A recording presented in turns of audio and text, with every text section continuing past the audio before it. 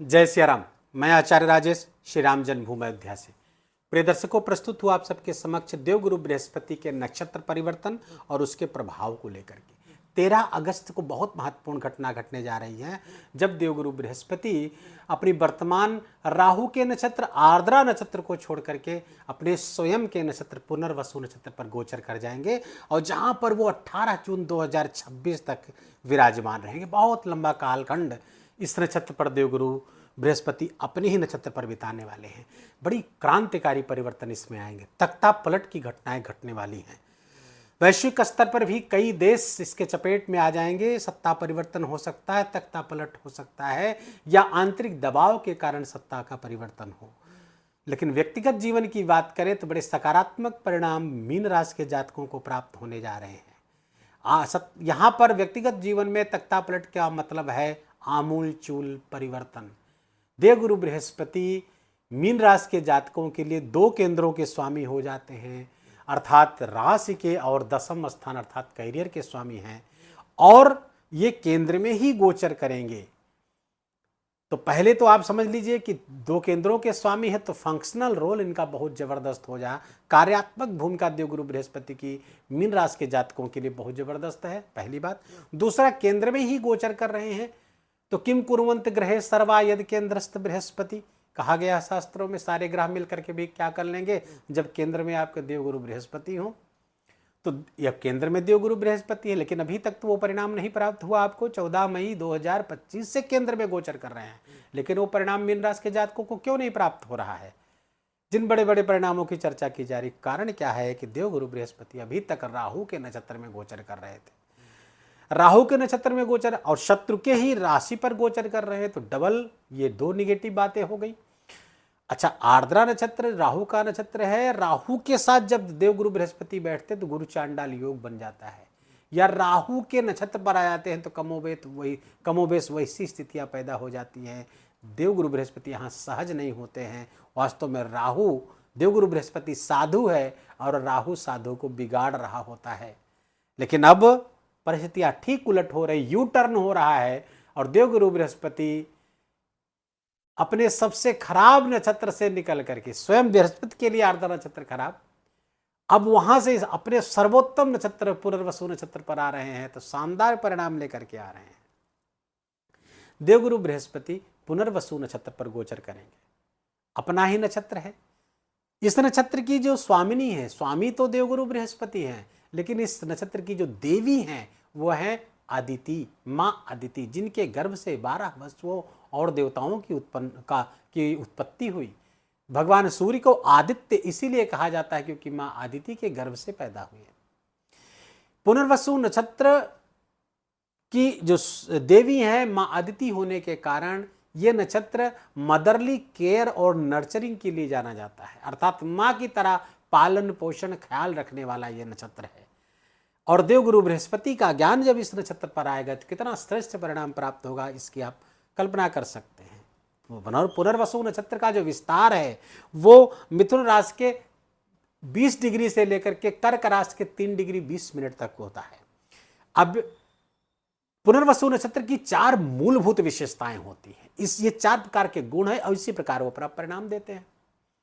इसको समझने के लिए हम वाल्मीकि रामायण का सहारा लेंगे ताकि बात आपके जहन में घुस जाए, बहुत आसानी से आप समझ सकें और इस गोचर की इस वीडियो को बहुत आसानी से आप समझ पाएंगे। वाल्मीकि रामायण के बालकांड के 18वें सर्ग का श्लोक नंबर 8, 9, 10, 11 आप पढ़ेंगे तो पाएंगे कि भगवान राम का अवतरण भी इसी नक्षत्र पुनर्वसु नक्षत्र में हुआ था।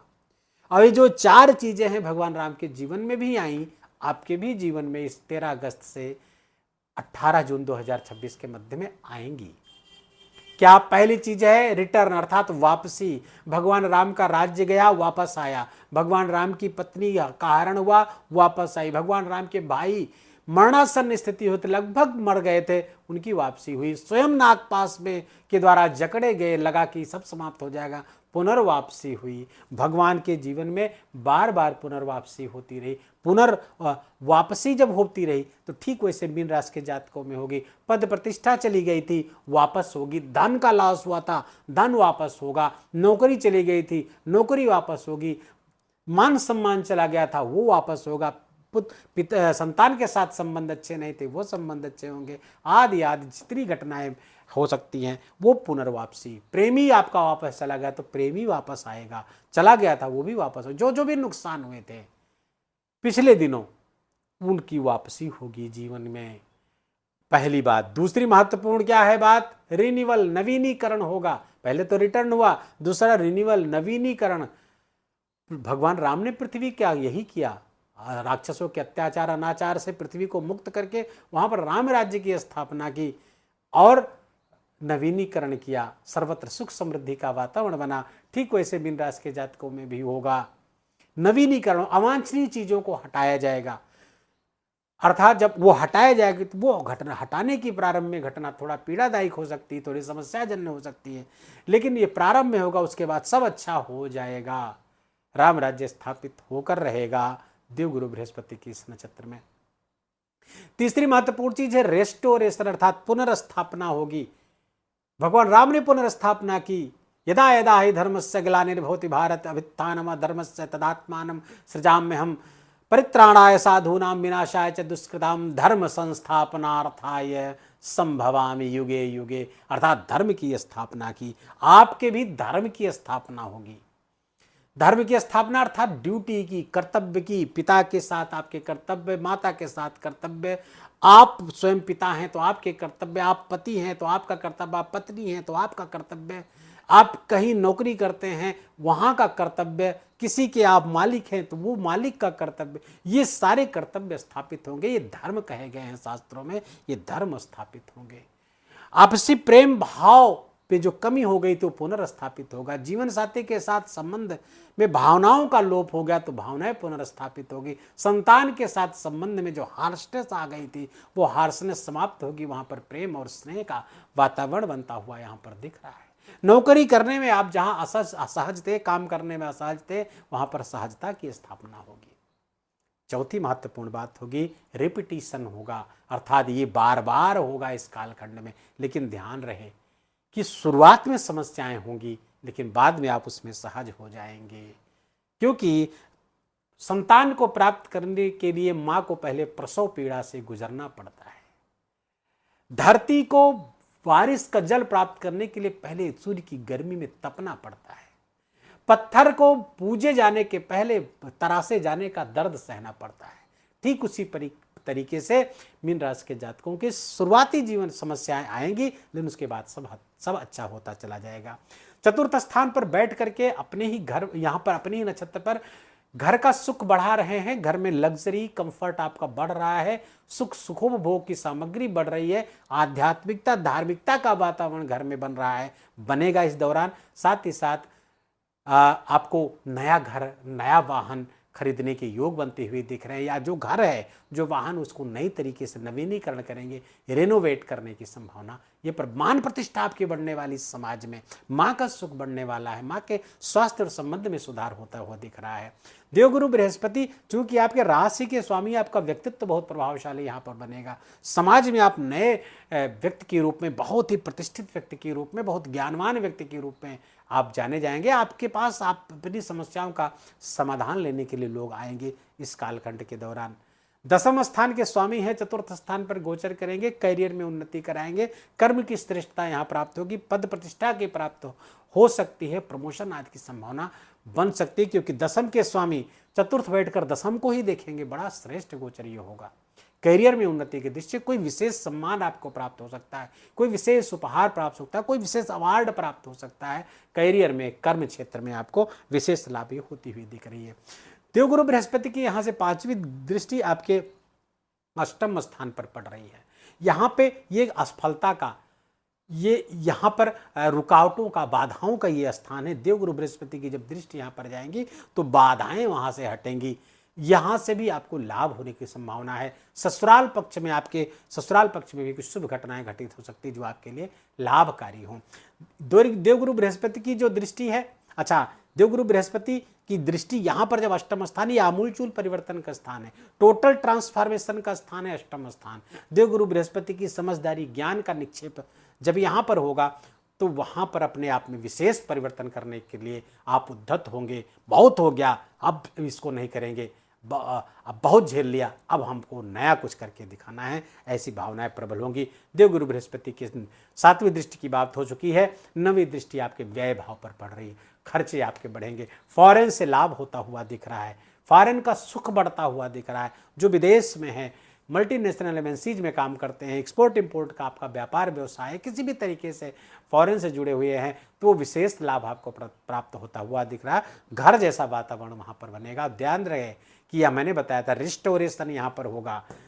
ऐसे लोग जो विदेश से जुड़े हुए हैं, वीजा आदि की समस्याएं जिनके लिए आ रही थी कि अब कैसे रिन्यूअल होगा, कैसे, तो रिन्यूअल आपको, क्योंकि देवगुरु ब्रह्म ने भी बताया ना, दूसरी सबसे बड़ी महत्वपूर्ण विशेषता बताई थी रिन्यूअल।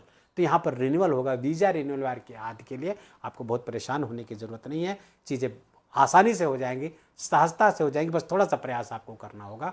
विदेश में आपका वास प्रवास लगातार बना रहेगा। इसी अच्छी बातों के बीच में, चूंकि लंबे कालखंड 13 अगस्त से लेकर 18 जून 2026 का कालखंड, इसी बीच 2 घटनाएं और घटने वाली हैं। एक तो 18 अक्टूबर 2025 को देवगुरु बृहस्पति आपके सुख स्थान से हट करके अर्थात मिथुन राशि से गोचर करते हुए, इसी नक्षत्र पर गोचर करते हुए कर्क राशि पर आ जाएंगे। यहाँ पर उच्च के हो जाएंगे, पंचम में, त्रिकोण में। देवगुरु बृहस्पति का उच्च का होना जबरदस्त परिणाम आपको प्राप्त होगा। इनकम आपका पहले ही मैंने बताया था, इनकम आदि की संभावनाएं खूब जबरदस्त यहाँ पर बढ़ाएंगी उच्च की होकर के, जब इनकम के भाव को देखेंगे। कब? 18 अक्टूबर से। लेकिन ये कम समय के लिए होगा, 5 दिसंबर के लिए, ये कुछ ही दिन के लिए होगा। उसके बाद देवगुरु बृहस्पति पुनः यहाँ पर चले जाएंगे। अतिचारी हैं, हड़बड़ी में हैं, आगे पीछे जा रहे हैं, तो यहाँ पर आ जाएंगे। यहाँ पर रहेंगे 2 जून 2026 तक। 2 जून 2026 के बाद ये फिर से आ जाएंगे कर्क राशि में। यहाँ पर लंबे समय तक रहने वाले हैं, और लंबे समय तक रहेंगे तो बहुत अच्छे परिणाम आपके लिए लेकर के आ रहे हैं, क्योंकि राज के स्वामी का, कर्म के स्वामी का उच्च का होना बहुत श्रेष्ठ परिणाम।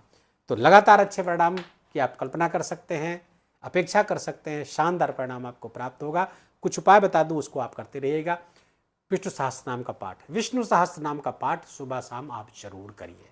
नहीं कर सकते हैं तो एक बार करिए, चाहे सुबह या शाम, जब आपको समय मिले। इसको नहीं कर सकते तो आप नारायण कवच का पाठ करिए, गूगल कर लीजिएगा, पता चल जाएगा।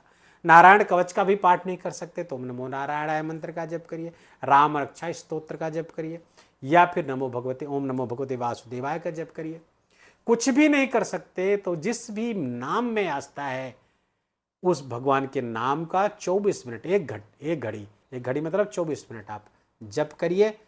आपका सब प्रकार से मंगल होगा। वीडियो को यहीं विराम देंगे। वीडियो अच्छा लगा हो, आपके काम का लगा हो, मेरा बोलना आपका सुनना दोनों सार्थक हुआ हो, तो कृपा करके इस वीडियो को लाइक करिएगा, अपनों के साथ शेयर करिए।